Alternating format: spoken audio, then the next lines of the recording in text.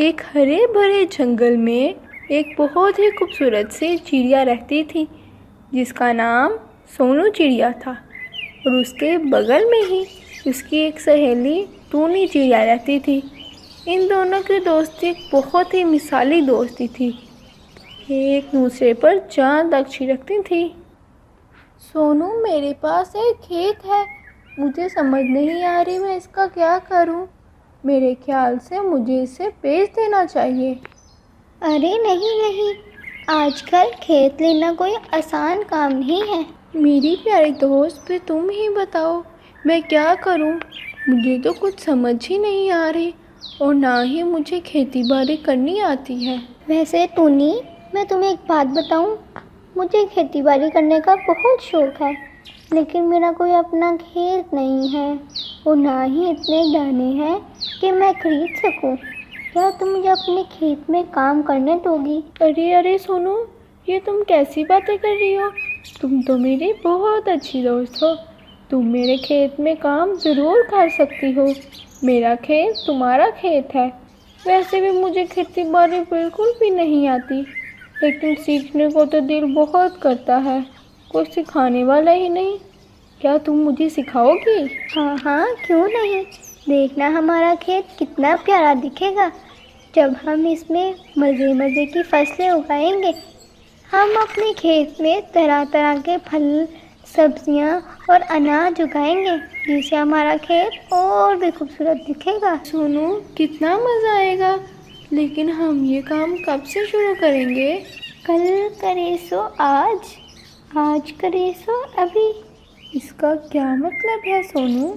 इसका मतलब है हमें बहुत जल्दी काम शुरू करना पड़ेगा। कल नहीं, बल्कि आज से ही काम शुरू करते हैं। वैसे बात तो बिल्कुल ठीक कही है तुमने। चलो फिर हम पहले गंदम की फसल काश्त करते हैं। पर वो क्यों? वो इसलिए कि गंदम की फसल में से जो गंदम आएगी, हम इसे एक छोटा सा बिजनेस शुरू कर लेंगे, कारोबार मतलब। वो क्यों सोनू? हम बस अपने लिए ही काश्त करते हैं, इसकी क्या ज़रूरत है? अरे पगली, इस छोटे से बिजनेस से हम एक बहुत बड़ा तजर्बा हासिल कर सकते हैं। अच्छा, अगर कारोबार करना ही है तो हम एक बड़ा कारोबार करते हैं। छोटे से कारोबार का क्या फ़ायदा? अरे टूनी, जब हमें कोई तजर्बा ही नहीं तो कारोबार बड़ा करके हम क्या करेंगे? हमें इससे सिर्फ नुकसान ही होगा। फिर सोनू, तुम ही बताओ हम क्या करें? पहले हम एक छोटे से कारोबार से शुरू करते हैं, फिर आहिस्ता आहिस्ता हमारा कारोबार एक बड़ा कारोबार बन जाएगा। सोनू, कारोबार खुद ही कैसे बड़ा होगा? अरे टूनी की बच्ची, इसमें दिन रात हमें मेहनत करनी होगी और आहिस्ता आहिस्ता हमारा बिजनेस मशहूर हो जाएगा और इसका एक नाम होगा। इसी तरह ही बड़ा होगा। अच्छा सोनू, अब मुझे सारी समझ आ गई है। अच्छा की बच्ची, आप काम भी शुरू करें या बस ख्याली पुलाव ही बनाने हैं कामयाब बिजनेस के लिए? नहीं नहीं, चलो फिर काम पर लगते हैं। मेरे पास कुछ दाने हैं गंदम के, वो फसल उगाने के लिए काफ़ी होंगे। चलो फिर जाओ, जाकर लाओ दाने। अच्छा बाबा, जा रही हूँ। रुको रुको, मुझे सिर्फ एक आखिरी सवाल पूछना है। सिर्फ गंदम से हम कैसे बिजनेस कर सकते हैं, वो भी कामयाब वाला? अरे मेरे भोली वाले दोस्त, गंदम से आटा बनेगा, इससे हम ब्रेड बनाएंगे और फिर ब्रेड से मज़ेदार सैंडविच। इससे इसकी कीमत दुगनी हो जाएगी। अच्छा, तो ऐसे कहो ना। हाँ मेरी माँ, ऐसे। अब मैं अंदर जाऊँ? दानी अंदर से ले आओ। हाँ हाँ, ले आओ।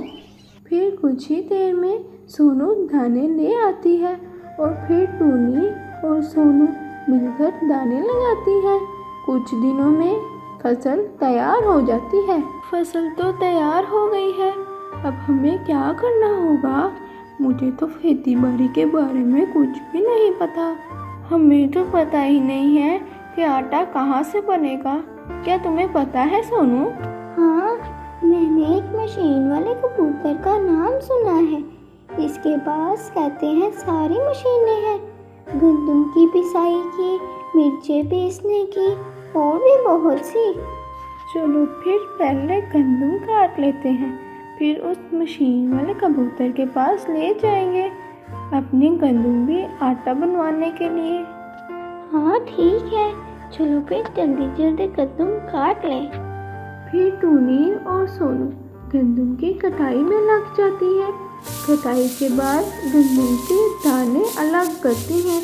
इतना काम करने की वजह से दोनों बहुत थक जाती हैं और पास ही बैठकर कुछ देर आराम करने लगती हैं। इन दोनों की आंख लग जाती है। उन्हें पता ही नहीं चलता कैसे सुबह से शाम हो गई। फिर अचानक सोनू की आंख खुली। टूनी उठो उठो, शाम हो गई है। क्या शाम हो गई है? हम इतना थक गए थे कि हमें पता ही नहीं चला कि हम कब सो गए और फिर कब शाम हो गई। सोनू, मुझे लगता है हमें रात यहाँ पर ही गंदम के पास गुजारनी चाहिए। हमने इतनी मेहनत की है, ये ना हो गंदम के दाने कोई और ही उठा के ले जाए। इसे बात तो ठीक कही है, शाम वैसे भी हो गई है। हम इधर ही रहते हैं अपने गंदम के पास, घर जाने की कोई जरूरत नहीं है। फिर टूनी और सोनू वहीं पर सो जाती है और फिर सुबह होते ही गंदम के दाने एक बोरी में डालकर मशीन वाले कबूतर के पास ले जाती हैं। कौन है? कबूतर भैया, हम पास वाले जंगल से आए हैं अपनी गंदम की पिसवाई के लिए। अच्छा, मैं खोलता हूँ, रुको जरा। कबूतर भैया, ये हमारे गंदम है, क्या आप इसे पीस देंगे? हमें आटा चाहिए है। जी हाँ, मेरे पास तमाम मशीनें हैं, इसीलिए तो मुझे मशीनों वाला कबूतर कहते हैं। लेकिन इसके बदले आप लोगों को मुझे गंदम के कुछ दाने देने होंगे, फिर ही आपकी गंदम की पिसाई होगी। जी ठीक है, हम आपको गंदम के दाने तो जरूर देंगे। फिर कबूतर गंदम की पिसाई में लग जाता है और टूनी और सोनू वहीं पर बैठकर इंतजार। और फिर टूनी और सोनू मज़े के सैंडविच बनाकर अपनी दुकान पर बेचती हैं। तमाम पक्षियों को इनके सैंडविच बहुत मज़े के लगते हैं। दूर दूर से पक्षी इनके सैंडविच खाने को आते थे।